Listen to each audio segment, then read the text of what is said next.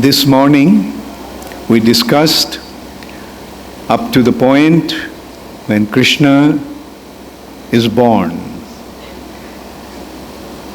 Does Krishna ever take birth?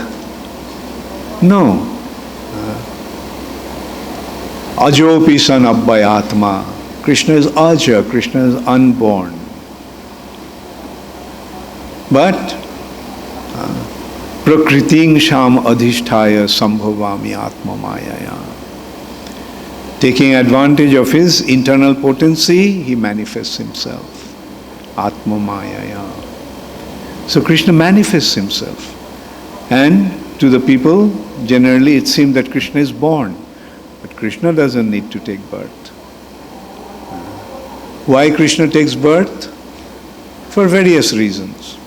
One reason is, when a devotee wants to have Krishna as his or her son, then Krishna fulfills the desire of that devotee.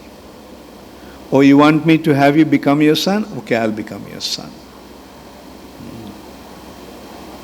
Krishna fulfills the desires of his devotees. Bhakta Vatsal. Je jathamang prapaddante tangs tathaiva bhajamaham. Krishna reciprocates the way a devotee wants him. The way a devotee serves him, Krishna reciprocates. Krishna fulfills the desires of his devotees. Devotees say, Krishna, I want you to become my son. And Krishna fulfills that desire. So that's one reason, to fulfill the desires of his devotees. Another reason is, of all of Krishna's pastimes, Krishna performs his pastimes in various ways. Like as Lord Nrisinghadev, he appeared from a pillar. As Meena incarnation, he appeared from the nose of Brahma. As Kurma, he just appeared from nowhere. The need was there to keep the Mandar mountain floating in the sense supported on the milk ocean so that the demigods and demons could churn the milk ocean. So that churning rod had to be rested because the milk ocean is so deep that Mandar mountain just sank. So they became very frustrated. Now what do we do? The demigods and demons started to wonder. And Krishna came as Kurmadev, and he said, my back is scratching, so you scratch my back with the mountain. So they placed the mountain on Kurmadev's back. And so in this way, various ways Krishna actually appears. Sometimes he comes directly. Dwarka se chale Gopal, Garur ke bichare. When Gajendra was in distress, the king of elephants, and he started to pray to Krishna, then Krishna came straight from Dwarka to rescue his devotees. So in this way you can see Krishna can come in any way he wants. But of all his pastimes, the most wonderful pastimes is his pastimes as a human being. Krishnero jateko khela, tar moddhe naro lila, naro bopu taharo sharup. Of all the pastimes of Krishna, his pastimes as a human being, Naro Lila, is the best. Sarvottama Lila.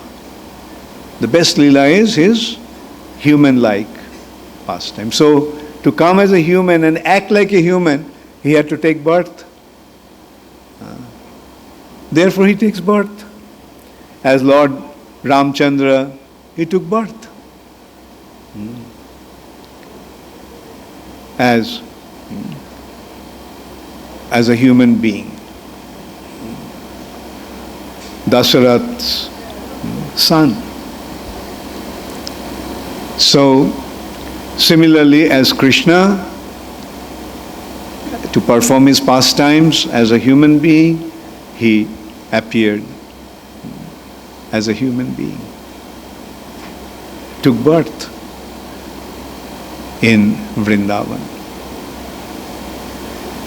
And what is the purpose of Krishna's pastimes? The purpose of Krishna's pastimes is to attract the living entities. The purpose of our existence is to become connected to Krishna. Why we are alive, why we are existing. If we consider that point, why we are existing, what is the purpose of our existence?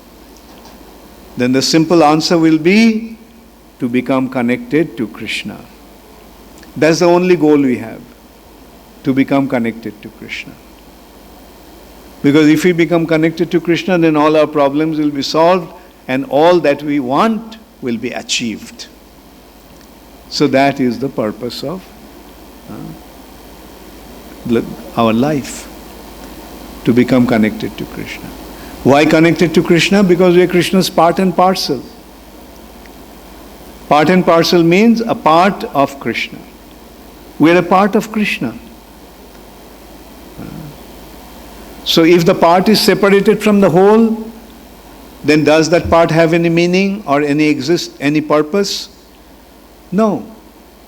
For example, this finger, this little finger, is a part of my body. If the finger is cut off from the body, will this finger have any value? But when it is connected to the body, it is so important. So similarly, because we are parts of Krishna, therefore the goal of our existence is to become connected to Krishna. We are parts of Krishna, we have become separated from Krishna. Therefore, our existence doesn't have any meaning. We are just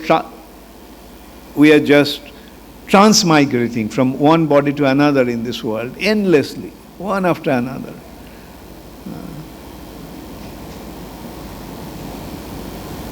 In that respect, another consideration is, if we consider physics, like there are two things. The positive particle and negative particle. Electron and proton. Proton is positive, electron is negative. If the electron is not connected, if the electron is on its own, it just keeps on moving. But when it comes in contact with proton, it becomes stable. Then it doesn't need anything. Now he is satisfied. Similarly, we are endlessly just wandering around. Kobhu sharge, kobhu marte, naroke ba kobhu. Kobhu deep, kobhu dev, kobhu daitya. In this way, we are wandering. But we are never satisfied. We are just endlessly moving around, searching for happiness.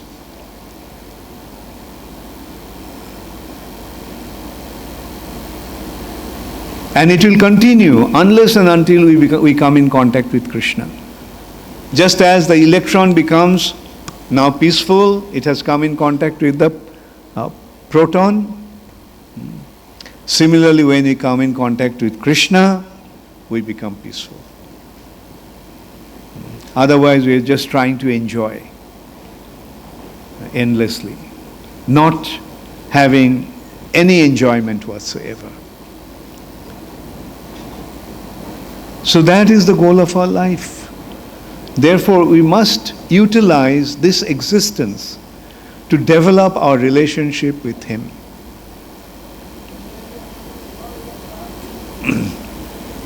And the means have been provided by Krishna Himself. By performing his pastimes, he is actually showing us how wonderful it is to be connected to him. This morning I was noticing that when I was speaking about Krishna, everyone was listening with rapt attention.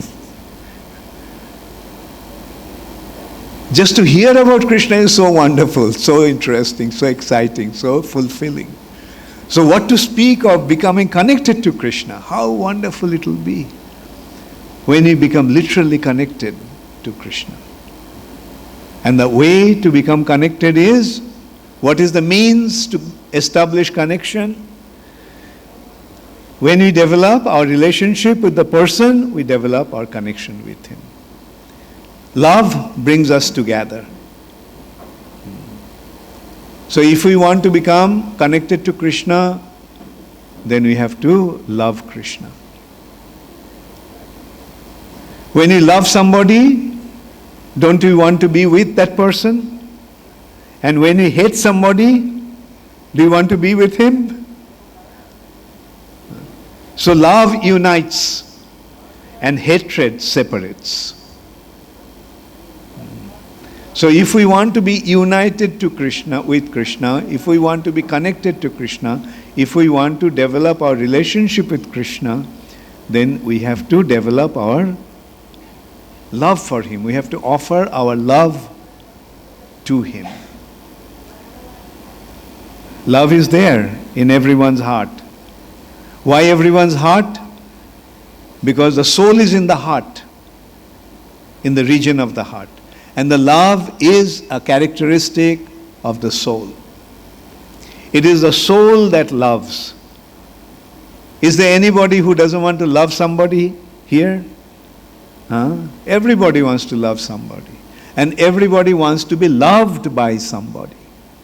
So this desire to love is there in everyone. But the point is, we have to find out who to love. And we get to know, if we're fortunate, that the only object of our love is Krishna. And when we develop our love for Krishna, then the soul becomes completely content. Yes, in this world we are trying to develop relationship through the body. We want to love, one body wants to love another body. Whichever loving relationship is there in this material nature is never fulfilling.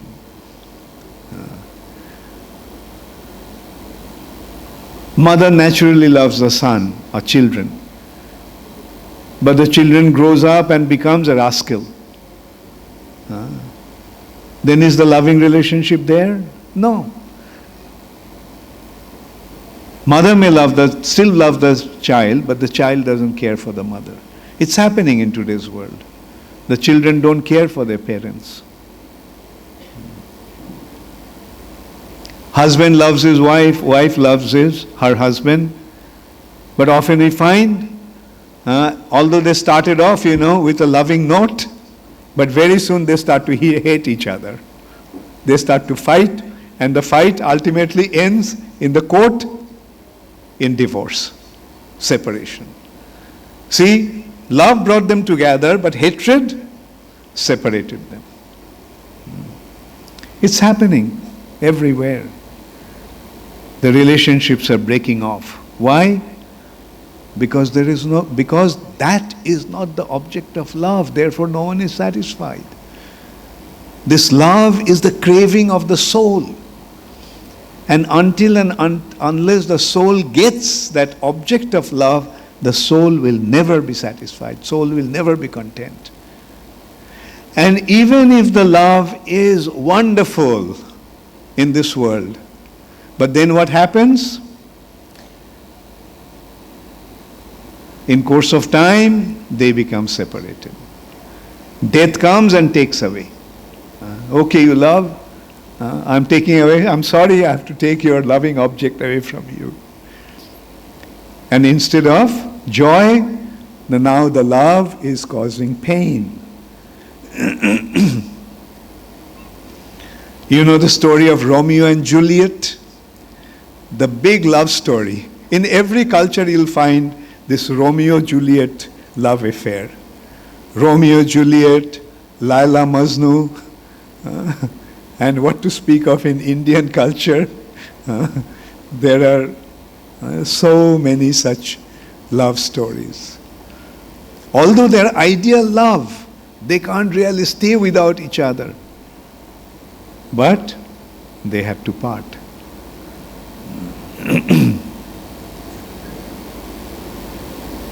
Like in Romeo and Juliet, what happened? A big love story by Shakespeare. They thought that if Juliet is pretending that she is dead, then first of all, their families were inimical towards each other. So they fell in love with each other, although the families are in big conflict. And they would never allow them to become together. So the plan was that Juliet would take some potion, some medicine that would make her dead. But it was just for the time being, and then she will come back to life. So she was dead, and Romeo thought that she died, she is dead. And he couldn't bear the separation from Juliet, so he took poison and he died. Then when Juliet came back to life and saw that Romeo is dead, she also took the poison and killed herself. So the point is, the biggest love stories end in a tragedy. So that's the material nature. Even if, we do not want to separate. In love, they all want to become together forever. Although they say that even in death we'll not part. But death comes away and then nobody knows. Won't part. But after death, because we don't know the soul, but we know only the body, when the body is cremated or the body is buried or burnt, then the body is gone. Now where is the soul? We don't know. But the thing is that when we develop our love for Krishna, then that becomes permanent love affair. Mainly because Krishna loves us irrespective of everything. He loves us, that's why He is taking care of us. Although we hate Him, we do not care for Him. Although we are totally unconcerned about Him, but Krishna is taking care of us. Why? Because He loves us. Look at all the arrangements. Who made all these arrangements? This world to begin with. This is the world in darkness. This material nature is dark. But Krishna arranged the sun. And as a result of the sun, there is light. Just can you consider existing here without sun, without the sun? Will be eternal darkness. We won't be able to do anything. We won't be able to see anything. So Krishna arranged the sun. Everything that Krishna arranged, the seasons are changing. In some season, the flowers will grow. Spring. The flowers will come in the trees. Then, in summer, the fruits, the flowers will be transformed into the fruits. And then in autumn, the fruits will ripen. We get the fruits. We get the grains. Rains are coming to nourish the harvest. And we are getting the food in the form of grains. Rice, wheat, corn, millet. So in this way, Krishna is providing for our food. There are various vegetables they are growing because of the rain, because of the soil is providing the nourishment to the plants, because of the rays of the sun, because of the nectar from the moon. So who made all these arrangements? We are breathing, we need oxygen to breathe. We are taking oxygen and giving out carbon dioxide. And this supply is endless, inexhaustible. Why? Because we are giving carbon dioxide, trees and plants are taking carbon dioxide and giving back oxygen. Now, which fool ever say that these are all accidental arrangements? Unfortunately, today's world has become filled with fools. And that's why they think that these are all accidental arrangements. No. These are the arrangements of Krishna, the Supreme Personality of Godhead. He is making all these arrangements for all of us. Why? Because He loves us. Because He is the Supreme Father. Because He is our dearmost friend. Because He is our Supreme Well-Wisher. So that is why it is necessary, it is important that we recognize how much Krishna loves us. And then when we recognize how much He loves us, then we feel the natural impulse to love Him. That's why it's a matter of just becoming aware of who Krishna is and what He is doing for us. And when we recognize that, then we automatically feel that inclination to love Him, desire to love Him.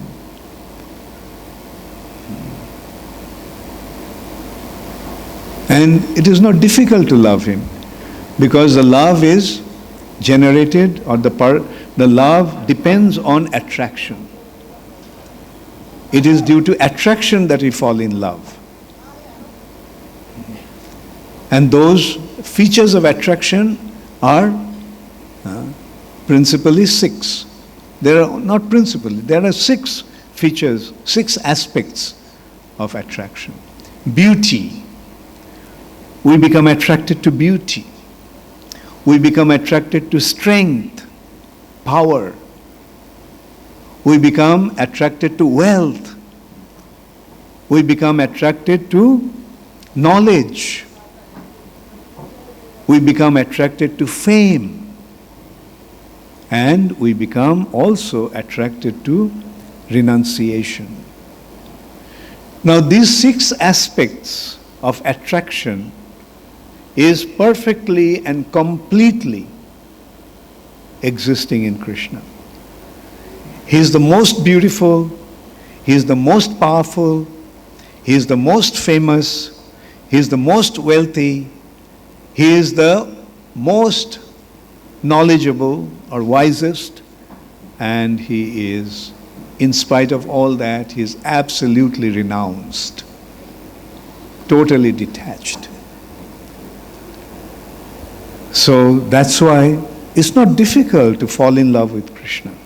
It's only we have to become attracted. We become exposed to Him, get to know Him, who He is, and what He is like, what He is able to do. So that's why there's need to hear about Krishna. And that's why we are trying to make all these arrangements, that we can hear about Krishna, speak about Krishna, remembering Krishna, and trying to develop our relationship with Krishna. So Krishna is born and Kamsa is worried. Now this is a natural phenomena. The Supreme Personality of Godhead, although he is most kind, most benevolent, most generous, and most caring, most loving, but still the demons, they can't accept him. They want to kill him. They don't want to accept his existence. There is no God. And if at all people want to establish, no, there is God, they say, well, I'll kill your God. And now your God is dead. I killed him.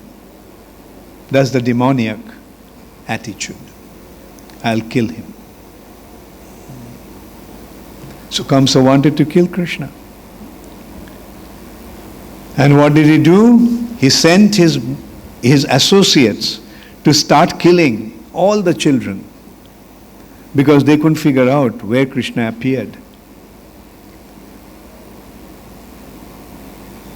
And one demoness, Rakshashi, Putana, went to kill Krishna.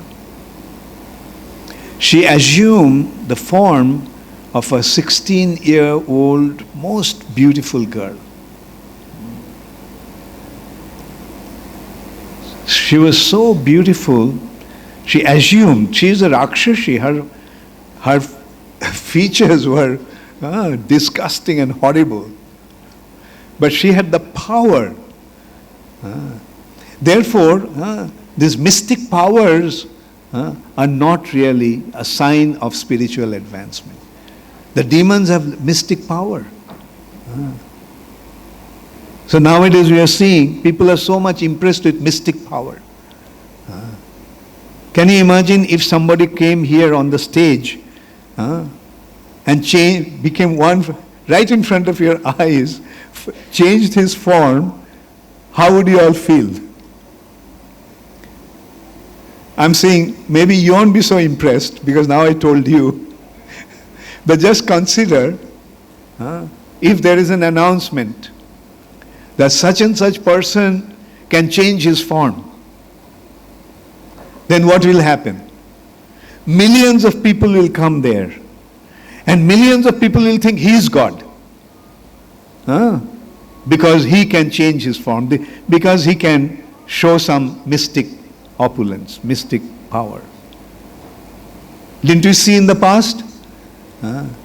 Somebody could create, not even change his form. Somebody created some ash and somebody created some diamond rings or watch and things, gave it to somebody and he was taken as God.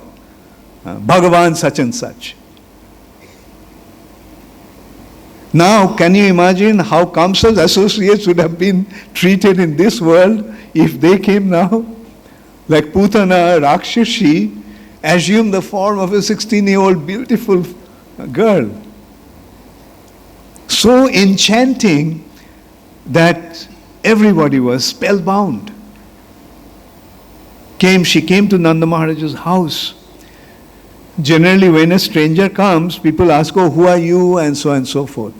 But she was so beautiful that everybody became completely bewildered and nobody questioned who she was. They started to wonder, she must be one of the demigods. Maybe Indra's wife, such she came. Some even thought, maybe Lakshmi Devi came to see her husband. And no one stopped her, no one questioned her. And she walked straight to the Andar Mahal, the inner part of the house.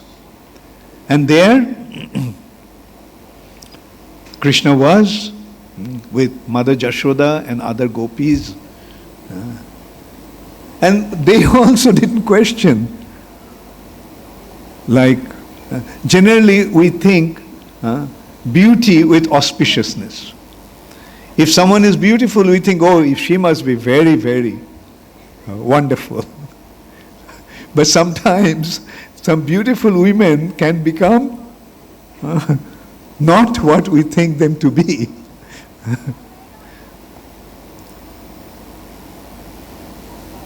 And anyway, so she went, and Krishna was on Mother Jashoda's lap. So she picked up Krishna and said, "Oh, I am feeling such affection for this child. Can I please carry him for a minute?" Her Mother Jashoda didn't object. She picked up Krishna and she exposed her breast and offered it to Krishna. But what was the purpose? In her breast, instead of milk, she was carrying poison to give it to Krishna, to kill him. But who can kill Krishna? So Krishna took her breast, and along with her milk, he also took the poison from her breast. And along with that poison, he also took her life air. And now Putana started to scream, leave me, let me go. But Krishna wouldn't let her go. Just held on to her.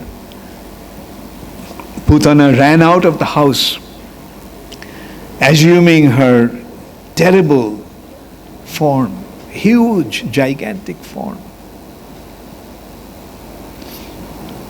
And that form was so big that Krishna considered that if she dies here and falls, then along with her she will destroy.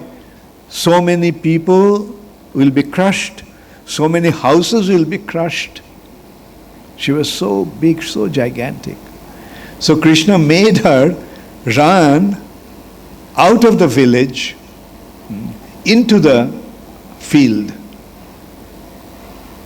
And there she fell dead. So everyone came running, thinking that, Krishna must have been crushed by this terrible demoness. So you can see the painting, Putana dead. What a huge body, and Krishna is playing on her chest. How little. They thought that even by her finger, Krishna will be crushed. But didn't. Krishna was on her chest. Putana died. And it has been mentioned that Putana actually got the position of Krishna's mother. After leaving her body, Putana went back to Godhead. Went back to Vrindavan. And got the position of Krishna's mother. Mother means not just Jashoda's position, but there are various positions of mother. Elderly woman, the friend of the mother, is also treated as mother. The Dhatri Mata, the nurse, is treated as a mother. So anyway, Putana got that position, motherly position. The point is, although she came to kill Krishna, she was elevated to the spiritual world. So this is how merciful Krishna is. Just because she gave him her breast like a mother for him to drink her breast milk. Oh, you came to me as my mother? Okay, I'll take you as my mother. So that is how wonderful Krishna is. So can you imagine just a little favorable attitude towards Krishna, what can it give us? Even a person goes to Krishna with an intention to kill him, achieves spiritual perfection. So what to speak of those who go to Krishna with a favorable attitude to serve him? So this is how wonderful Krishna is. Because of Putana's elevation or spiritual achievement, when they were burning her body, they couldn't burn the whole body. It was so big. They had to cut the body into pieces.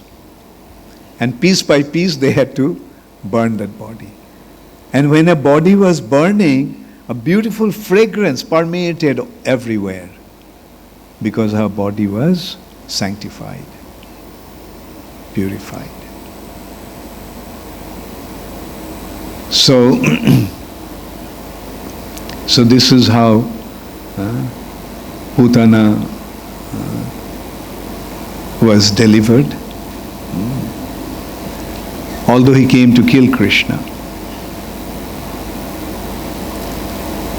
Then Putana is dead, but they wanted to take advantage, they wanted to take revenge, Kamsa. And they said, okay, send somebody else. So the next one to come to kill Krishna was Shakatasura.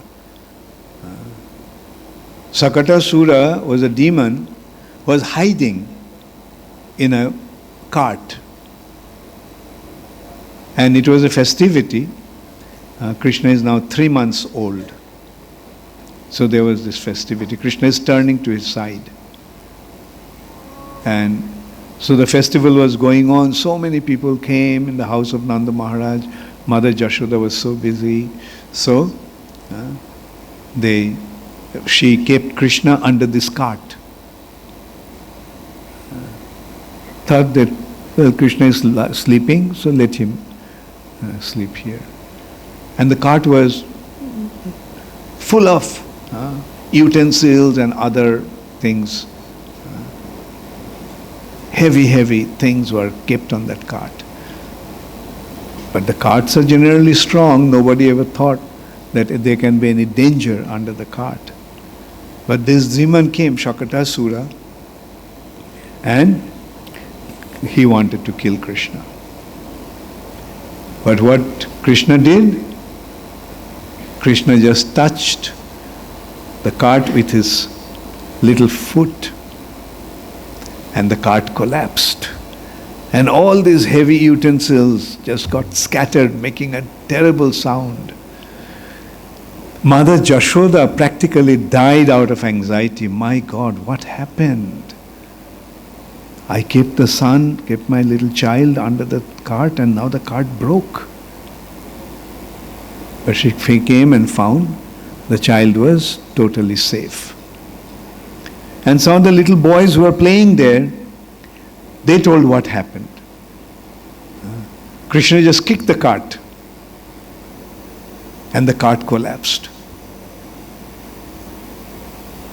Actually, what happened? This demon that came with an intention to kill Krishna, Krishna kicked the demon, and the demon was dead. Just one kick from Krishna's lotus feet was good enough to send the demon to his ultimate destination. Kamsa and his people started to become more and more in anxiety. What's happening? Putana is dead. Shakatasura is dead. Then there was a big demon called Trinavarta. So Trinavarta is sent now. Go, kill that child. Trinavarta, you are very powerful. You can assume the form of a cyclone, a tornado. So you go and kill the child. So at that time, Krishna was on Mother Jashoda's lap. And all of a sudden, Mother Jashoda felt that Krishna became so heavy. So she couldn't keep Krishna on her lap. So she placed Krishna on the ground, unable to keep him on his lap. What happened? Krishna could make out that Trinavarta is coming. Krishna knew what Trinavarta is coming there for. And he was worried. If I am in my mother's lap, then probably Trinavarta will take my mother also along with me. And mother won't be safe. So he separated himself from the mother, and then Trinavarta came in the form of, all of a sudden, there's a whirlwind, terrible wind. And Trina, the dry grass and dry twigs and branches and stone chips and pebbles. They just kept on flying. The dust kept on flying everywhere. And nobody could see what was happening because everything was completely covered and they couldn't keep their eyes open because the eyes were also being affected by this dust and dry leaves. Actually what happened, this Trinavarta came and picked up Krishna in the form of a whirlwind and he went high up in the sky.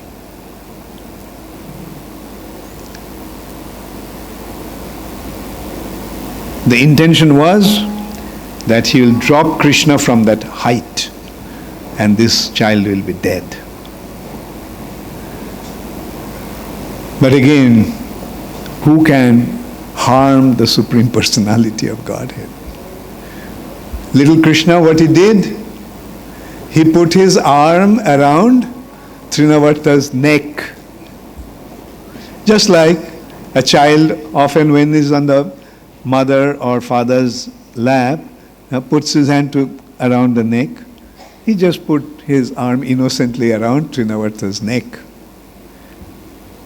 And he was clinging on to Trinavarta. Trinavarta went to that height. He wanted to drop, but he found that the child's arm is around his neck. So he tried to separate the arm and drop him, but he couldn't. On the other hand, now that arm around his neck started to become tighter and tighter and tighter, like a vice, becoming closing closer and closer and closer. And now Trinavarta cannot breathe. He tried his best to separate himself from that arm around his neck, but he couldn't. But rather, the arm is becoming tighter and tighter, suffocating him. Being suffocated in this way, Trinavarta lost all his power. He practically fainted, becoming powerless. And from that height, now he fell. And on what did he fall? A huge boulder, big piece of stone. So you can well imagine what happened. Trinavarta also is dead. So what lesson do we learn from this? Don't try to kill Krishna. If you try to kill Krishna, then you will be killed in the process. Just accept his supremacy. Instead of trying to kill him, try to love him. Instead of becoming inimical to him, surrender unto him. So this is how the next demon that Krishna killed was Trinavarta. So now Krishna is about 5 years old. And when the children are 5 years old, they are given the calves to take care of. This is their apprenticeship period of cowherd profession. Before they are given charge of bigger cows, they are given charge of the small calves to take care. Like you are small, they are small, the calves are small, so take care. So Krishna and Balaram with their friends went to the bank of Jamuna to tend the cows, tend the calves. Now the next demon came from Kamsa. And he assumed the form of a calf, Vatsasura.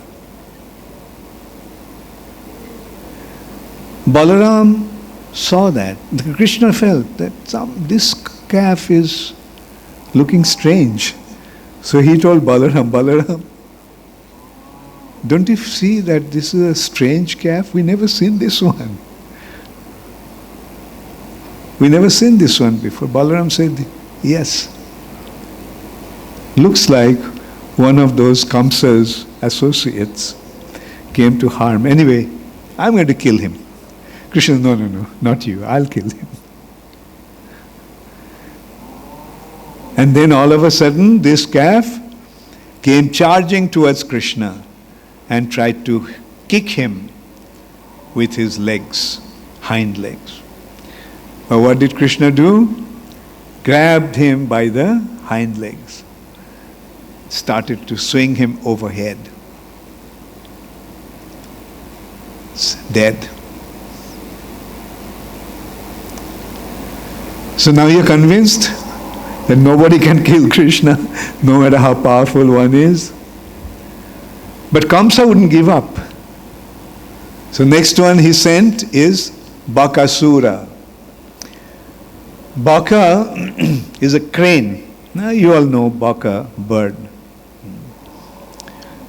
And one day they saw this bird, crane, a gigantic one, huge bird. And the little boys, oh, look what a big bird here is. So all the boys ran to see the bird. And while they're watching, this demon just swallowed Krishna up. With his beak, he lifted Krishna, and Krishna all of a sudden found himself in the mouth of this big bird. So what did Krishna do? Okay, the bird was big, so Krishna also expanded himself. So much so that he got stuck on its neck. And he started to emanate fire from his body. The Baka couldn't tolerate that. It spat him out. And then again he went to swallow Krishna. But this time Krishna took the lower jaw, lower beak of the bird and pressed it with one foot to the ground. And with his hands he held on to the upper beak. And he gave a big tug, big jerk. And what happened? The bird's body was split into two. Baka is dead. Baka was exceptionally angry with Krishna before because Krishna killed his sister. Remember? Putana was Baka's sister. So in this way, Bakasura is killed. Then Kamsa had another friend, Aghasura. So one day, the children were taking the calves onto the pasturing ground, and on the way they saw this huge snake. They couldn't make out that it was a snake. Aghasura came in the form of a snake, a huge snake. And he had his mouth open. And his mouth looked like a cave, mountain cave. So all the cowherd boys became very excited. Oh, we found a new cave to play with. Let's go inside and see what's there. And they just rushed into Aghasura's mouth, along with the calves. That day, Balaram didn't come, because that day was Balaram's birthday. And Mother Rohini kept Balaram at home. Because it was his birthday, she wanted to keep Balaram there at home. So Krishna was standing there and thinking what to do now. Innocently, all these boys have entered into this demon's mouth. Now, how to save them? And Aghasura also was waiting for Krishna to enter, and his intention was that as soon as Krishna would enter, he would close his mouth and kill Krishna.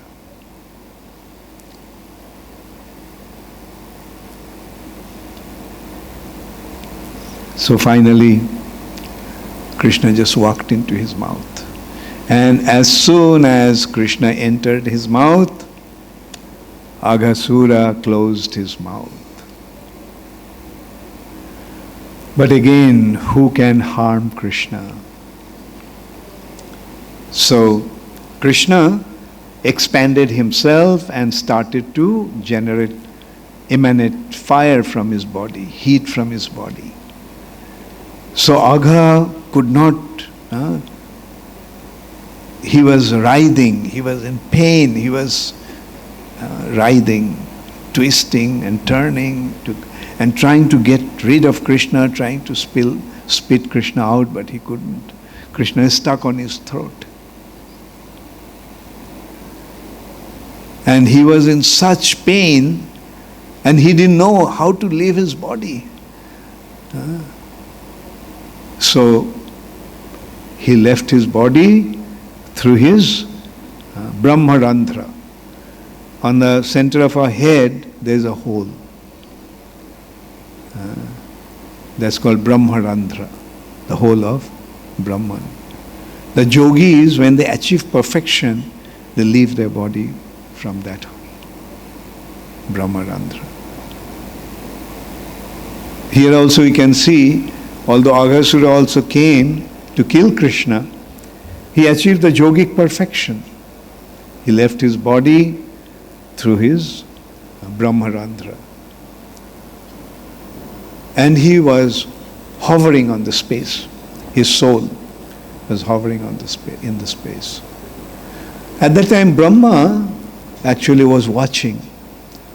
Brahma saw that how this demon, whom the demigods even couldn't deal with, this demon was so powerful that just by hearing his name, the demigods would tremble with fear. And that Agha has been killed by this little boy, 5-year-old boy. So Brahma began to wonder, who is this? And then Brahma saw that Aghasura's soul is hovering in the space. And as soon as Krishna came out of his mouth, the soul entered into Krishna's body. So Brahma was wondering, who is this? Is this my Lord Narayan performing his pastimes as a little child? So Brahma kept on watching. So Krishna revived all his friends and the calves and brought them out of Aghasura's mouth and belly. And then Krishna is, along with the boys, went to the bank of Jamuna and let the calves graze there. And then Brahma saw that all these children, letting the calves loose, they were sitting down on the bank of Jamuna, and everyone brought some food from home to eat. So they were having a picnic. Bon bhojan. The Sanskrit expression for picnic is bon bhojan. Bon means forest, and eating in the forest. So they were having a picnic in the forest. Yes. And Brahma also noticed some strange thing. One boy, he took a bite on some sweets that his mother made. And then he told Krishna, Krishna, this sweet made by my mother is so tasty. Have it, taste it. And Krishna also happily took it and started eating. Yeah, it's really delicious. Your mother is an excellent sweet maker. And some other boy all of a sudden told Krishna, Krishna, Krishna, look at that bird there. And when Krishna looked there, the boy took the food from his plate and started to eat. So this exchange completely bewildered Brahma. He felt that no one, my master Narayan, will never behave like that. Eating somebody's remnants and somebody stealing from his plate. No, this cannot be Narayan. So, but who is he then? Brahma was in total curiosity. Who is he? Okay, let me check it out. So he took all the calves that were grazing and put them in a cave. All of a sudden they noticed, none of the calves are here. Where did they go? So they're in anxiety. What happened to our calves? Not a single one is around. So Krishna said, you all keep on eating. I will go and find out. So Krishna went to look for the calf. In the meantime, Brahma stole all the cowherd boys also. Took them into the cave and put them asleep. So when Krishna couldn't find the calves and he came back and he found that now all the cowherd boys are also gone. Krishna wondered, what's happening? And then he realized that it is Mr. Brahma that who is trying to figure out who I am. Okay, Brahma, fine. You want to check me out? Check me out. So Krishna immediately expanded himself into all those cowherd boys and to all those calves.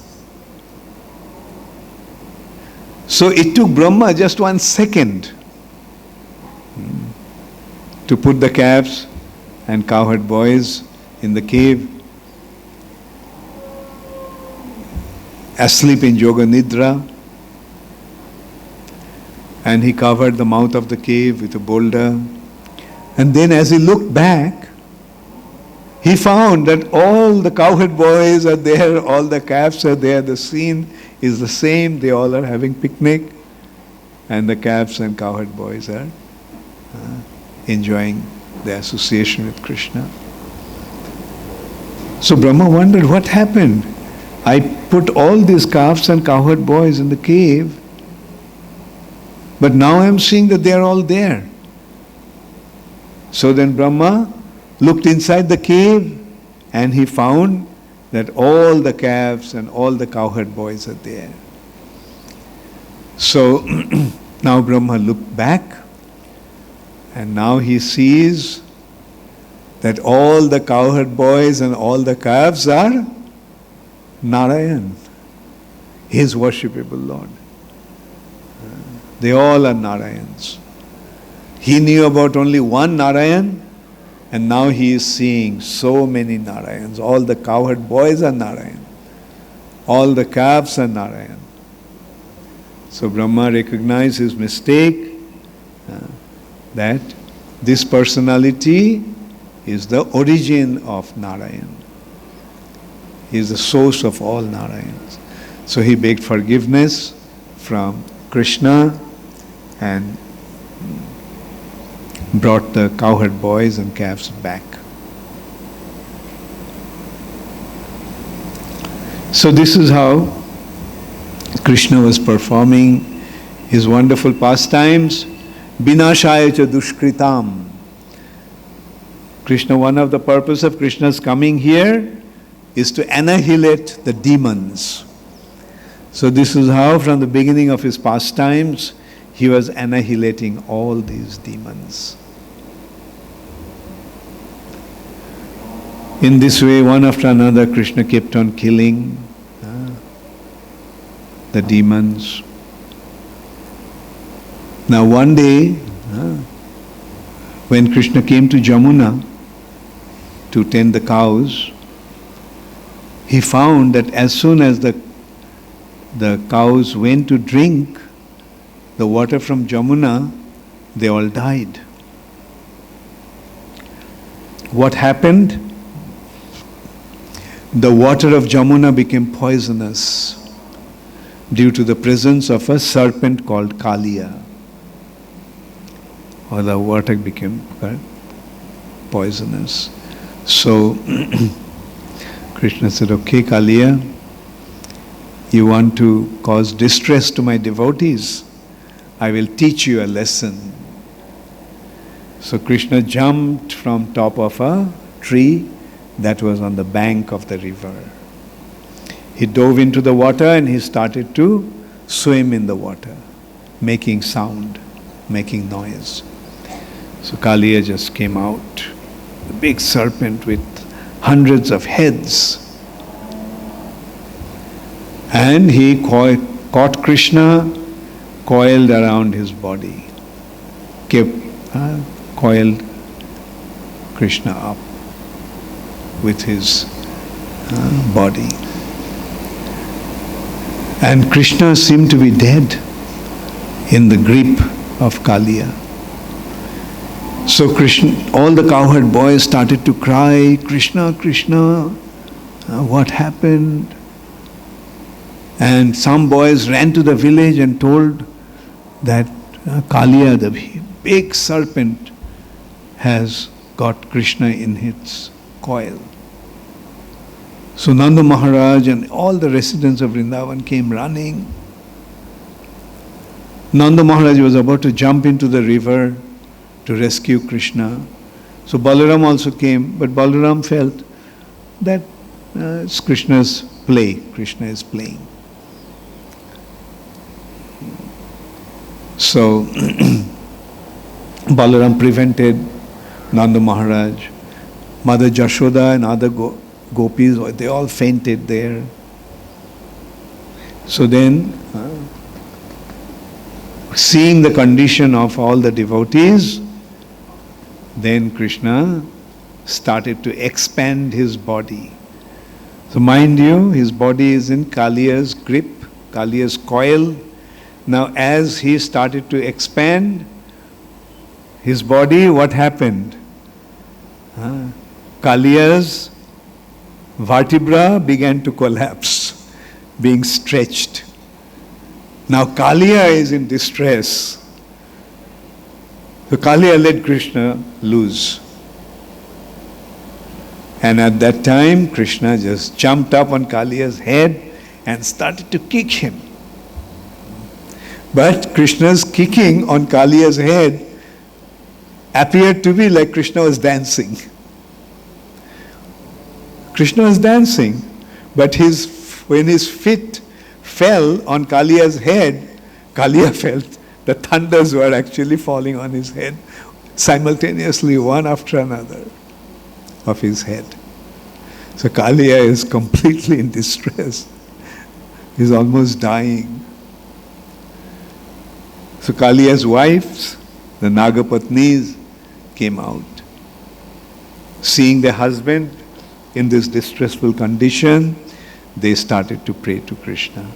Please forgive your offensive servant. Please allow him to survive. So hearing the prayers of the Nagapatnis, wives of Kaliya, Krishna let Kaliya go. And there is also a story. Garuda had an animosity with the snakes, a general inherent animosity. You see, Kashyapa had two wives, Kadru and Vinata.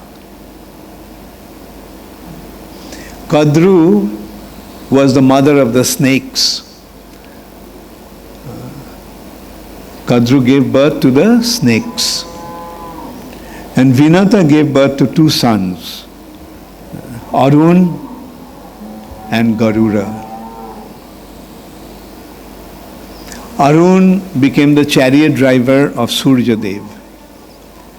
And Garuda became the carrier of Vishnu. So, the snakes have a very vile and envious nature. Whereas Garuda and Arun were very gentle, noble personalities.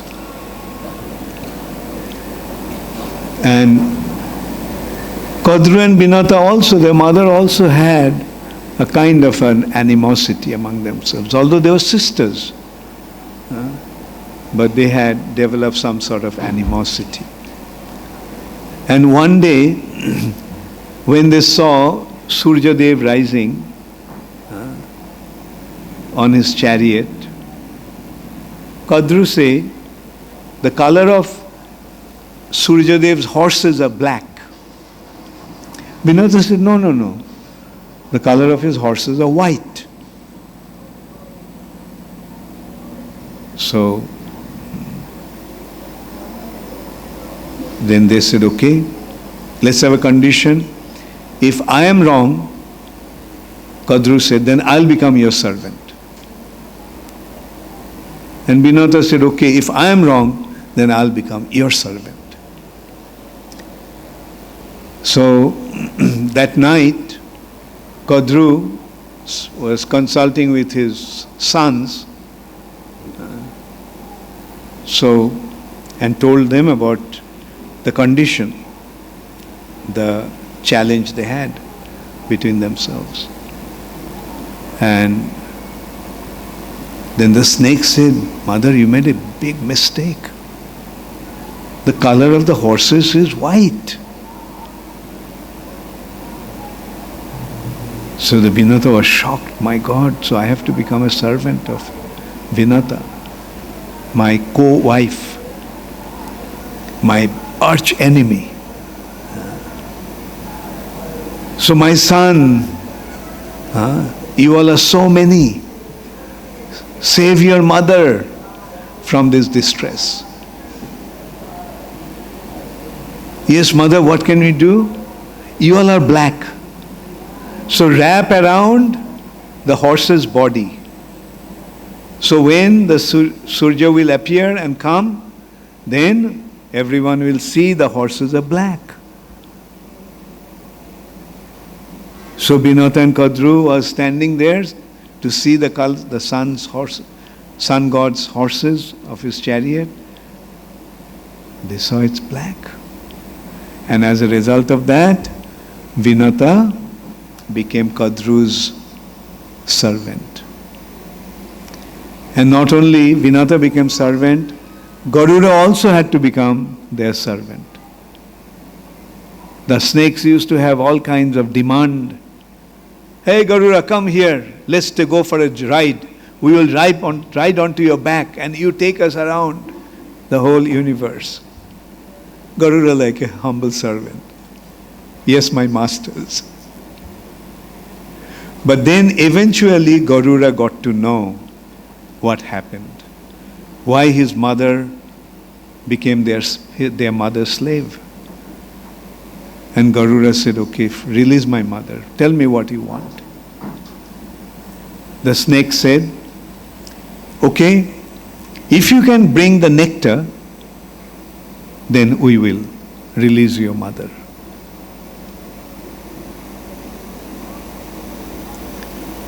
So, Garuda said, fine, I'll get the nectar. So now nectar is in the heaven and very well guarded. Nobody can even approach that nectar, pot of nectar. But Garuda got the nectar. And all the demigods attacked him, but Garuda was so powerful that they all were defeated. Indra hurled his Vajra, and Garuda felt that after all this Vajra was made from sage Dadichi's bones, so I have to show some respect at least. So he let one feather go down, being struck by the thunder. Vajra. So then the Lord came and said, Garuda, if you give if you give the nectar to the snakes, and if they become immortal, then that is the end of this creation. So Garuda said, so what can I do? So he said, you do one thing, give the nectar to the snakes and release your mother, and then you ask them to get purified. Before drinking the nectar, they should have a bath. So when they'll go to take bath, then I will take care of them. So Garuda acted accordingly. A pot of nectar was given to them, and they released Binata from their slavery. And Garuda suggested, look, you're going to drink this nectar, so you should go and take a bath first. So when they went to take bath, the Lord came and took that pot away. The snakes came back and found that the pot was gone. So they were so heartbroken that they started to lick the kusha grass on which the nectar pot was kept. And because they were licking that kusha grass, which is very sharp, their tongue split into two. Have you seen snake's tongue? It's split, cut.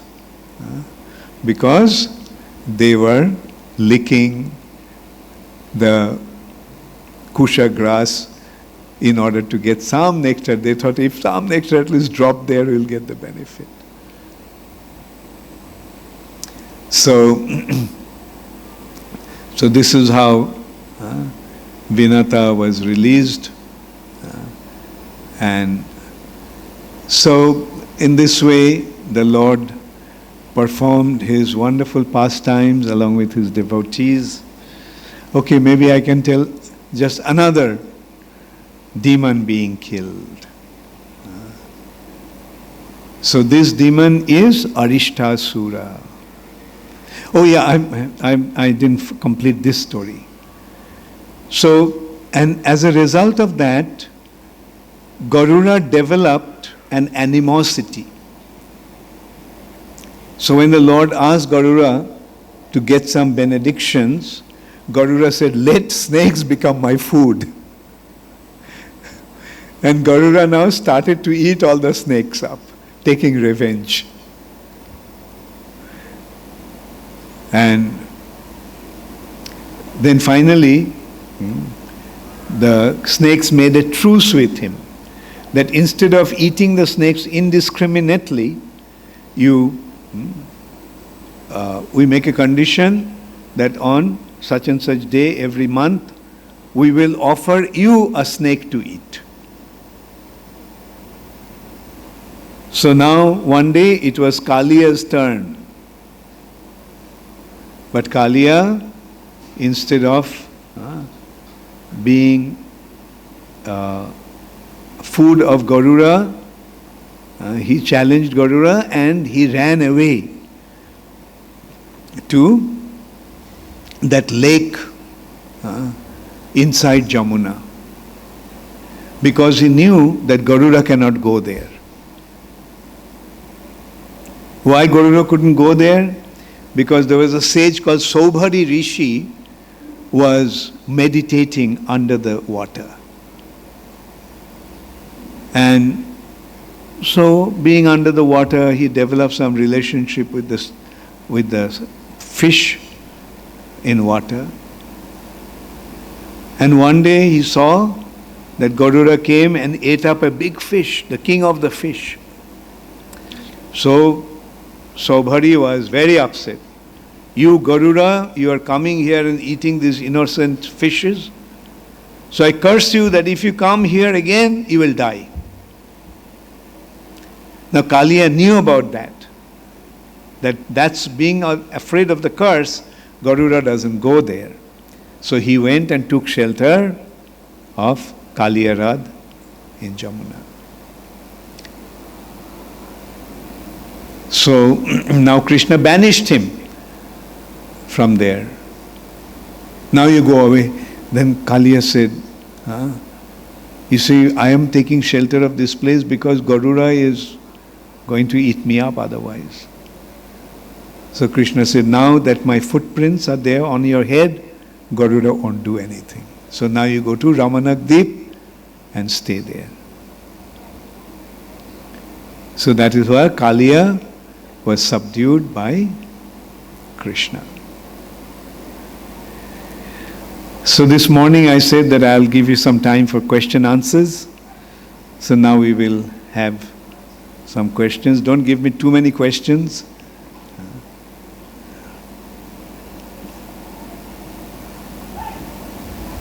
Anyway, give the questions. Advaita Acharya Das, Allahabad. Hare Krishna. Thank you so much, Advaita Acharya Prabhu. Yeah, I saw you yesterday and today. I'm very happy that you came. Thank you. I hope you are happily situated here. The boys are taking care of you nicely. Thank you.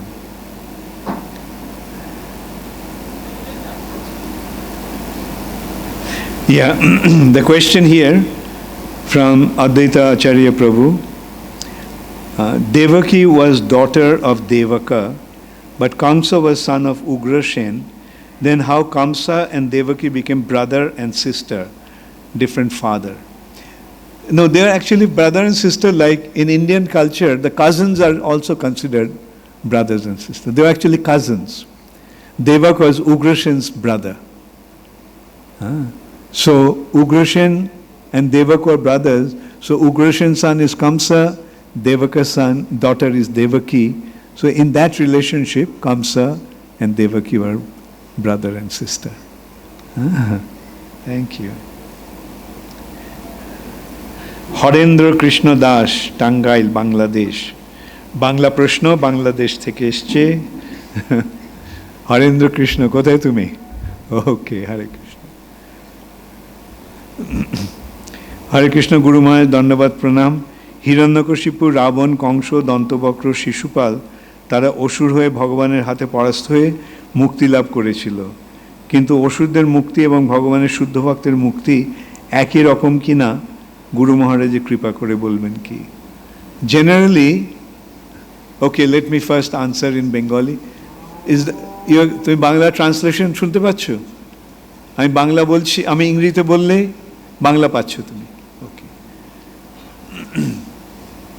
Yeah, when the demons are killed by Krishna, generally they get sajujya mukti. They merge in Brahma Jyoti, the bodily effulgence of the Lord. And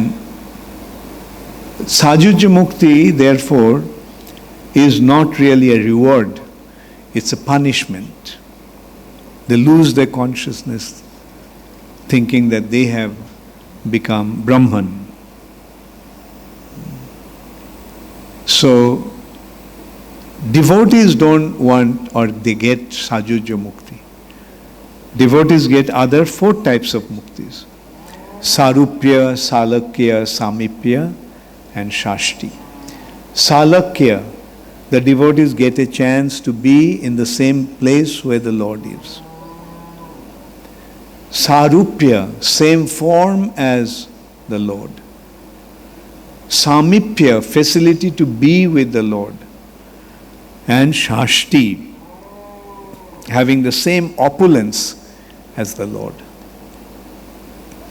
So these 4 types of liberations are given to the devotees. But Sajujya Mukti is given to the demons. But many of these demons, because they were killed by Krishna, they got a very special liberation of Sarupya, Samipa, etc., which is given to the devotees. So in Krishna's pastimes, most of the demons didn't get Sajujya Mukti, but got Sarupya Mukti and so forth. বুঝতে পারলে? ওকে, 5 রকমের মুক্তি আছে।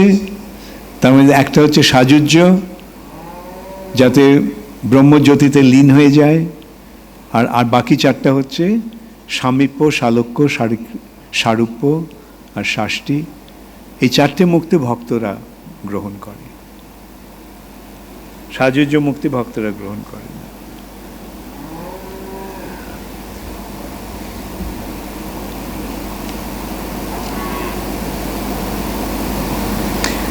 So this question is Krishna Namamrit Das. Where is Krishna Namamrit?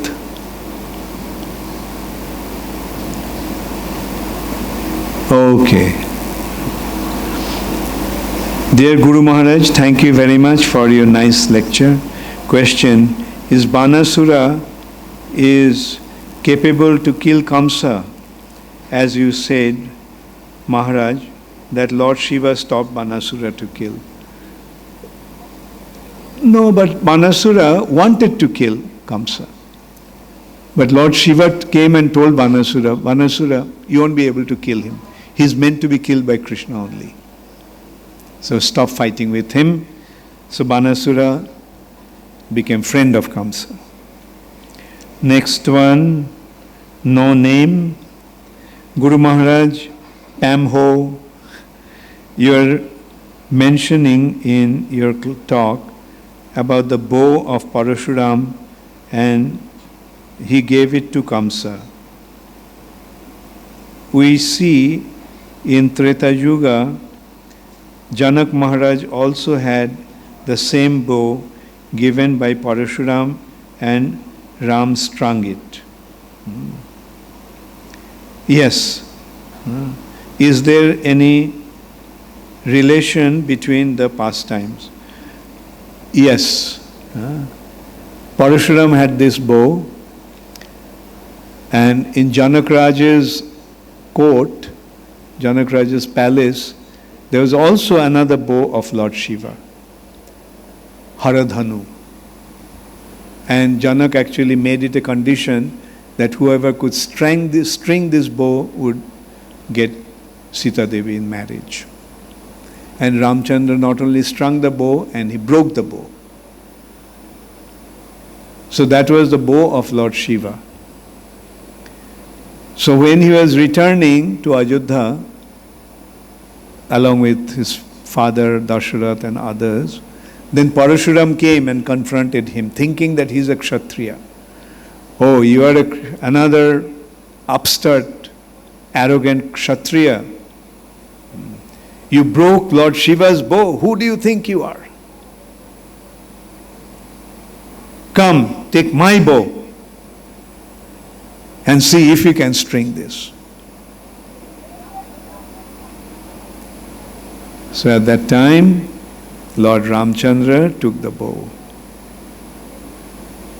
And when he took the bow, he also took away all the potency that he invested in Parashuram.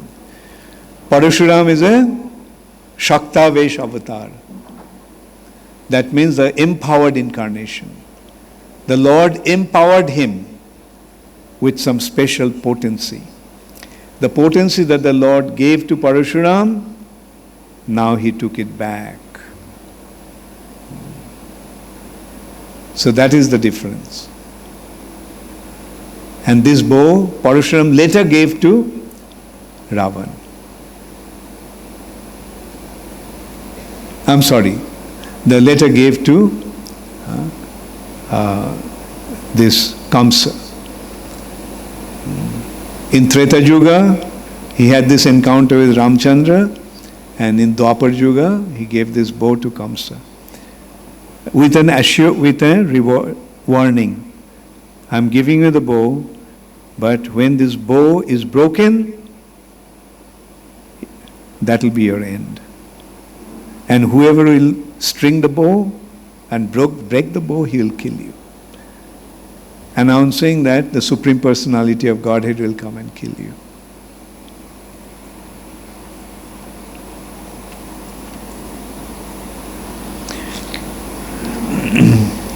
So this question is Mukunda Haridas. Hare Krishna Mukunda Hari. My question is from this morning session. Who are the Lord's Shukla and Rakta appearance in Satyuga and Treta Yuga? In Satyuga it is Hamsavatar, who teaches the yoga, which is the Yuga Dharma, meditation, the Yuga Dharma. And in Treta Yuga, the Rakta or red incarnation is Yajneshwar, who comes to establish the principle of Yajna. So Hamsa and Yajna. So these questions came from Premavatar Das.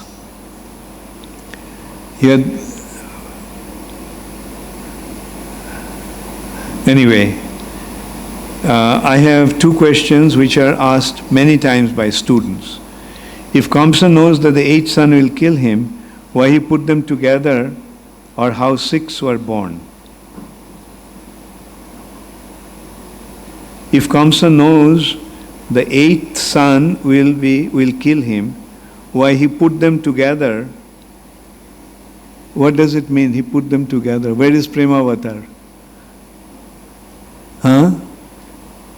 Put them together? They didn't put them together. They came one after another. Give Maharaj the mic to give the answer. Or clarify the question. Because he wants to mention Vasudeva and Devaki separately. That's how they took birth. Well, during these 6 children, up to 7 Balaram, they were together. During Krishna's birth, they were put into prison. And in Krishna's birth, from Vasudeva's heart, Krishna was transferred to Devaki's womb. Not through seminal discharge they were born. Krishna was born. No. It was transmission from the heart. So does it answer the question, Maharaj? Okay. Perfect, Maharaj. Okay, next question also. Why Devaki and Vasudev produce sons if they are to be killed? Kindly enlighten. Well, it had to be Krishna's pastimes. So one way was, let us have these children so that the 8th one will be born and then he will come and kill Krishna. Another way to look at it is, the demigods were making the arrangement. They wanted it to come quickly. That's why it was Narad Muni actually who told Kamsa that Kamsa, from which count it will be 8? From front to back, back to front, from middle to middle. So don't take any chance. Because the first son could be the 8th one. Because you see, these demigods are very tricky. They may put things in such a way that you may not be able to understand it. So although Kamsa let the first son given to Vasudev, but then he changed his mind. Now the question is, why did Narad Muni do that? These children to be born, children right after their birth to be killed by Kamsa. The reason is demigods were telling Narad Muni, please do something that Krishna's appearance become quicker. Because if this child survives, then Devaki will take long time to have the pregnancy. Because if the child survives, the mother takes long time to become pregnant. But if the child dies, then the mother quickly becomes pregnant. So that was actually demigod's appeal. And one thing we have to understand, that Krishna's pastimes are like a drama on a stage. When you watch a drama, you cannot question why it was not like that. Why did they get married? Why didn't they produce children? They could have, if they knew that Kamsa is going to kill them. But the arrangement is that Krishna is going to come to kill Kamsa. So that's why all this arrangement. Kalavati Radhika Dasi. Guru Maharaj, thank you so much for telling such wonderful and enchanting pastimes of Krishna. Became even more nectarian while coming out of your lotus mouth. My question is regarding the morning class. Question: what is the role of Kamdev in Krishna's pastimes? In Krishna's pastimes, Kamdev became Pradyumna. As he came as Pradyumna, Krishna's own son. Yeah, the pastimes is his pastimes. I'll tell you about Pradyumna's pastimes. What happened? How he was born, and when he was not even 10 days old, Sambarasura kid stole away. Pradyumna was thrown into the ocean. And a fish swallowed him up. Then a fisherman caught the fish. And the fish was presented, seeing such a big fish, presented it to the king of that place, Sambarasura. And when Sambarasura sent it, said, okay, sent it to the cook to make some nice fish curry. So when the head cook was cutting the fish, then from the fish's belly, he found this little child, still alive. And then he gave it to his assistant. And that assistant happens to be Rati, Kamdev's wife. Anyway, so I'll tell the whole story sometime. So that is Pradyumna. Pradyumna's pastimes. Simantini Devi Dasi. Okay. Hare Krishna Guru Maharaj. Guru Maharaj, as you told many times, as you told, many demons were sent to kill Krishna. Krishna killed all demons. Guru Maharaj, I feel that many demons are residing in my heart. When I try to kill them, another stands up and becomes an obstacle in my Krishna conscious path. Guru Maharaj, please tell me when all these demons in my heart will be killed and I can be fully Krishna conscious devotee. Very good. Nice question. So, do you want to kill the demons? I thought women don't like to kill. Better to conquer them. Right? So the conquering means, yes, these demons are there in our hearts in the form of lust, greed, anger, etc. So how to overcome them? How to conquer them? By being Krishna conscious. When you become a devotee of Krishna, then what happens to lust? Desire to enjoy this material world. Do we want to enjoy? No. When you surrender to Krishna, then that tendency goes away. Krishna kills that. So, instead of we killing them, let Krishna conquer them. Okay?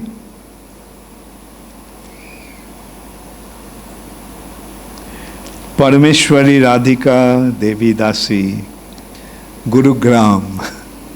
Where is Parameshwari Devi Dasi? Thank you.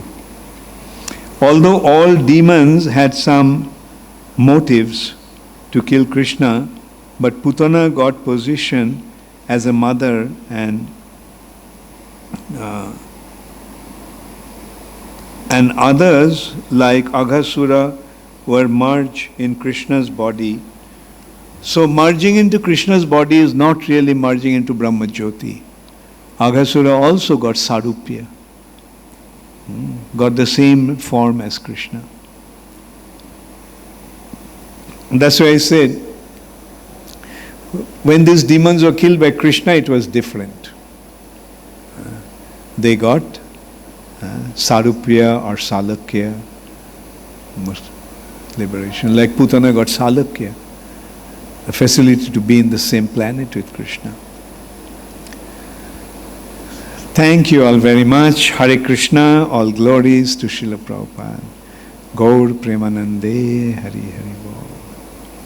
Namo Om Vishnu Padaya Krishna Pristhaya Bhutale Srimate Bhakti Vedanta Swami Niti Namine Namaste Saraswati Deve Gauravani Pracharine Nirvishesha Shunnavadi Paschata Deshatarine.